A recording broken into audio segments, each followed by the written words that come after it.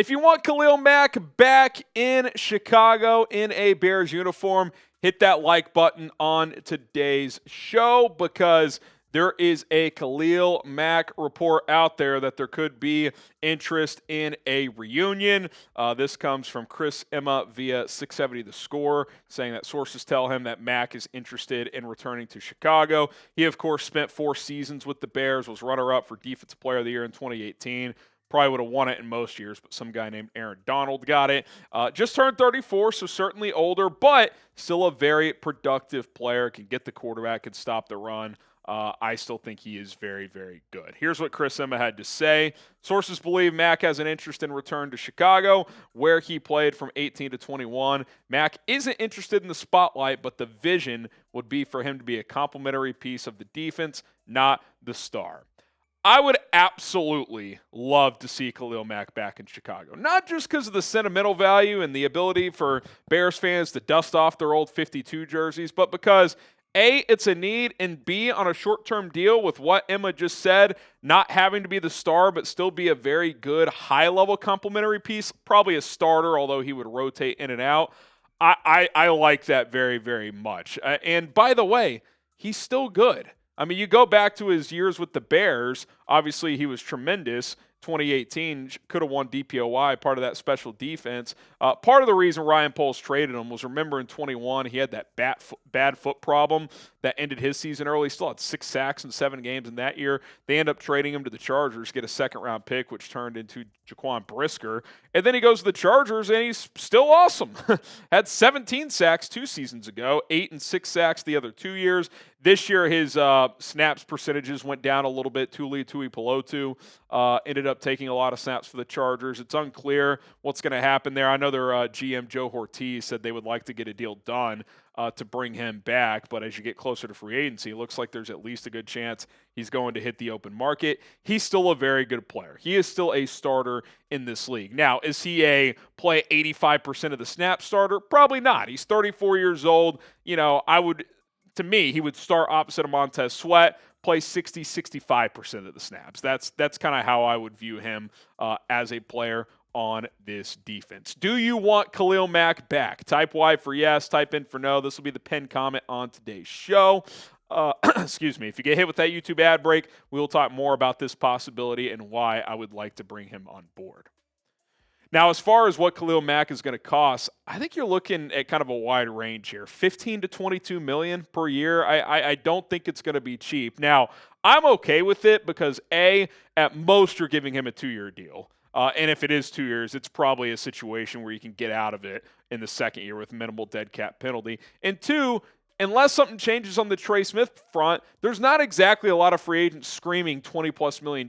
So if you give Khalil Mack 2 for $40 with 25 guaranteed, I'd be fine with that, even though it would be an overpay. You're going to overpay in free agency. I know what Khalil Mack brings to the table, and it's not just on the field. I think he could help bring guys along, like an Austin Booker, take him under his wing. I think you bring in Mack on a 1 or 2 year deal, then you draft an edge on day 2. There's pretty good edge class here to develop under him as well, along with Booker. Then your kind of 4 defensive ends are Montez Sweat, Khalil Mack, Austin Booker, insert rookie, and then maybe bring in a 5th guy, maybe Jacob Martin returns or something like that, Darrell Taylor or some other cheap free agent. You still have Dominique Robinson, but I think he's going to get cut. Regardless, you need another guy to help rush the passer, and if you get Khalil Mack in here, no, is he a 5-year solution? But he helps you right away, and I think he helps with young guys as well. And you look at him compared to Chase Young and Josh Sweat, if Chase Young can build off what he did last year, stay healthy and continue to ascend, like if the money's similar, you would lean that way because he's younger. But the couple years prior to that, there were questions about his motor. He's had some injury concerns. He takes plays off. Josh Sweat, it almost feels too good to be true, right? Where like he pops off in the Super Bowl after having just a solid season. Like that feels like a classic overpay situation. I'd rather overpay on Mack on a shorter term deal, but have a better feel of what I'm actually going to get in the short term. The point is, though, is the Bears can throw big money at an edge if they want to. All three of those players will probably be in that similar range, $15 million per year on the low end, $22 million on the high end. But the thing with Sweat is you're going to have to give him probably 3, maybe 4 years. I'm not sure if Young is going to get more than 2 years, so maybe you would go that route. But I do like the idea of Khalil Mack because he's going to be the most consistent probably out of those 3 players, and you could develop some young guys under him, kind of a natural succession play in 2026 and beyond. All right, let's talk about our sponsor, Rocket Money. Are you looking to scale back on your spending? Do you need to find a way to build your savings but are struggling to do so? Rocket Money is a personal finance app that can help you do all of that. It'll help you cancel your unwanted subscriptions, monitor your spending, and help you lower your bills so that you can grow your savings. Speaking of that last bullet point, lowering your bills. You can take pictures of certain bills you have, right? Like your cell phone bill, your homeowner's insurance, car payment, whatever the case may be, upload it to the Rocket Money app, and sometimes they will find you better deals to lower the bill by up to 20%. You're paying $100 per month on your phone bill. Maybe you can get it down to $80 with Rocket Money. They'll deal with customer service for you, by the way, as well. That way you're not stuck doing the back and forth. I mentioned canceling the subscriptions. Most Americans think they're spending $62 per month on subscriptions. The reality, that number is closer to $300. Think of all the streaming services and all the things you've signed up over the years. And you've probably forgotten about some of those things because you did free trials 2 years ago and you've been getting charged ever since.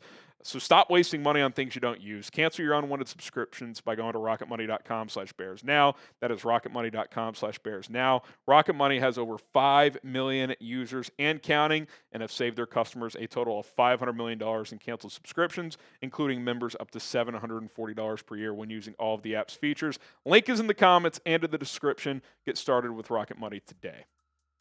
All right, Will Fries. What is the latest there? Well, from The Athletic, their Vikings reporter was talking about Fries as a potential option for the Vikings, but he tied the Bears into the conversation as well. So let's see what Alec Lewis had to say. Quote, Will Fries fits the Vikings' preferred free agent benchmarks in that he's young, versatile, and productive. How his right tibia fracture affects his market remains to be seen, but the Vikings will likely be bidding against multiple teams, including the NFC North rival Chicago Bears. That word bidding, I'm not trying to be half glass empty when it comes to Will Fries. In the 5 games he played last year, he was really good. He looked like a player on the rise, a potential, Pro Bowl type of guard moving forward. But then he fractures his tibia. Like, that is a serious injury. Doesn't mean he can't come back from it. Doesn't mean he can't be good. But I wish we had more of a resume here. You look at his career. 0 starts in 2021. 2022, not a starter to start the year. Ended up starting 9 games. 58.4 PFF grade. Fully acknowledging PFF isn't the end-all, be-all. 2023, started all 17 games. 61.2 PFF grade. Like, fine. Like, serviceable starting level grade there. And then last year, it looked like he was breaking out. 5 starts, PFF grade off the charts, one of the highest graded guards. Then he fractures his leg. So, that's it. And I keep getting DMs look at his PFF grades. I get it. 1, PFF isn't the end-all, be-all, although I think it's a good measuring stick for linemen. 2, 5 games.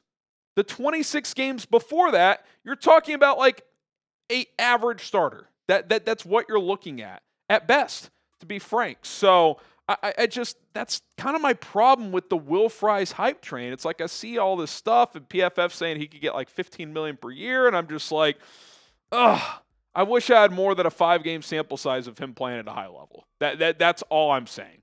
Maybe he's going to be great, but maybe he's just a average at best guard. And to me, right now in the NFL, an average guard should make $6 to $8 million per year, not 15.